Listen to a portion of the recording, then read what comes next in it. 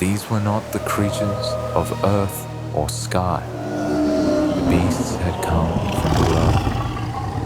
I saw something that stilled the breath in my chest.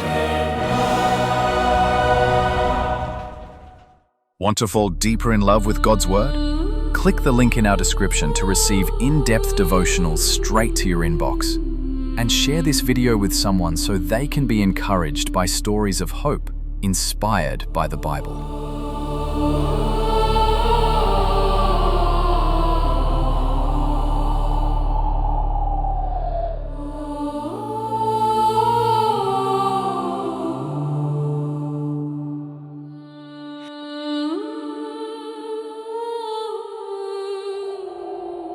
The night was still. A hush had settled over Babylon, broken only by the distant crackle of torches. The air hung heavy with the scent of burned oil and dust. Outside, the city murmured in its sleep, unaware of the stirring that had begun in the unseen realms. I lay upon my bed, but sleep had not come to me. My body was weary, yet something in the deep places of my spirit remained alert, waiting. And then it came. Visions, not dreams, but something more potent and real. I was drawn into a place beyond sight and sound, where time unraveled and heaven leaned close.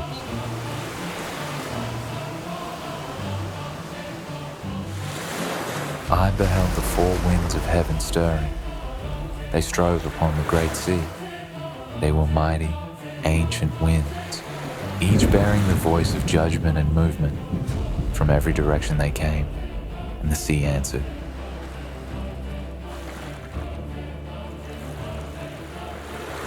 It rose in swells. The waves were black, titanic. They rolled with fury. I could feel their power deep in my chest. It was not the sea of our familiar shores.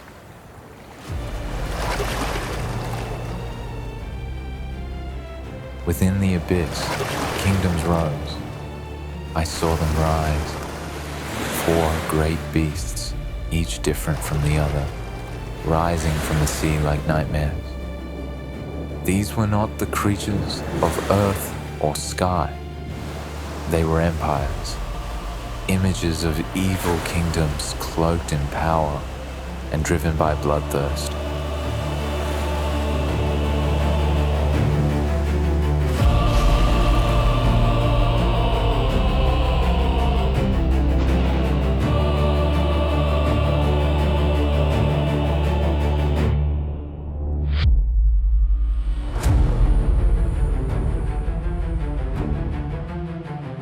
The first was like a lion, majestic and fierce, but it had the wings of an eagle. Yet even as I looked, the wings were plucked away. I watched as it was lifted from the earth, made to stand upon 2 feet like a man. A human heart was given to it. Its strength was brought low. This was the kingdom of Babylon, a powerful, terrifying rise. God would bring it low. It would bow. Then came another beast, a second. It was like a bear, but far too powerful to be a creature of this earth. It raised itself up on its hind legs. It was clumsy, unbalanced. In its mouth, clenched between its teeth, were 3 ribs. Remnants of conquest, and a voice, as if from the depths, called to it. Arise, devour much flesh. And it devoured. It was ghastly, horrific. This was the kingdom of Persia, powerful, devouring, but clumsy, ungraceful. It too would fall. After this, a third beast rose from the waters. It was like a leopard, but this was no natural thing. Upon its back were 4 wings. Upon its neck were 4 heads. The beast was swiftest of them all, and cunning. Dominion was given to it. It did not take power like the others. It was given power. Divine authority was granted to it for a time. This was the kingdom of Greece, mighty, swift, but divided into four. Then came the fourth. My vision darkened. The seas became black, and a sense of dread fell upon me. This fourth beast was unlike any that came before. It overshadowed the others, terrifying, dreadful, exceedingly strong. Its iron teeth gleamed with cruelty. Its claws were bronze. They tore through all that stood in its path. It devoured, it crushed, it trampled the residue with its feet. It was not like the others. It had no likeness among the beasts of the field.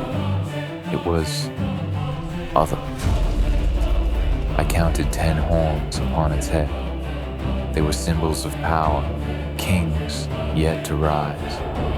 And then, among the 10 horns, something caught my eye. A little horn rising quietly from its flesh. This horn grew eyes, like the eyes of a man, intelligent, watchful, and a mouth speaking great things, arrogant things, boastful words that pierced the heavens. This beast and its horn wouldn't fall like the others. It had to be slain. If he continued, we'd all be doomed. That's when I saw him, the Ancient of Days. The Father descended in glory with the sound of trumpets. His robe was white as snow, the hair of his head like pure wool. His throne was a flame of fire. A river of fire issued and came out from before him, cascading like judgment, flowing with righteousness. Thousands upon thousands served him. Judgment had begun. The fourth beast was slain. Its body was destroyed, cast into the flame, consumed by the fire from the throne. And then I saw something that stilled the breath in my chest. Behold, one like a son of man, coming with the clouds of heaven. The beasts had come from below, but he came from above. The clouds of heaven opened for him. The Ancient of Days gave him dominion, glory, the kingdom. It was not a kingdom like those that had come before, not founded in violence or conquest, but everlasting. All people, all nations, all languages, they shall serve him. His dominion is an everlasting dominion which shall not pass away. And his kingdom is one that shall never be destroyed. As for me, Daniel, the vision burned in my mind long after it faded from my sight. My thoughts troubled me. My face grew pale. I spoke to no one of what I saw, but I kept the matter in my heart. I remember the beasts. I remember the fire. I remember the one who came with the clouds.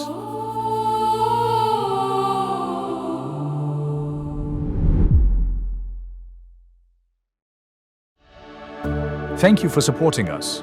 Click the link in our description to join our newsletter and receive our epic illustrated book of Genesis. Leave a comment on what you'd like to see next.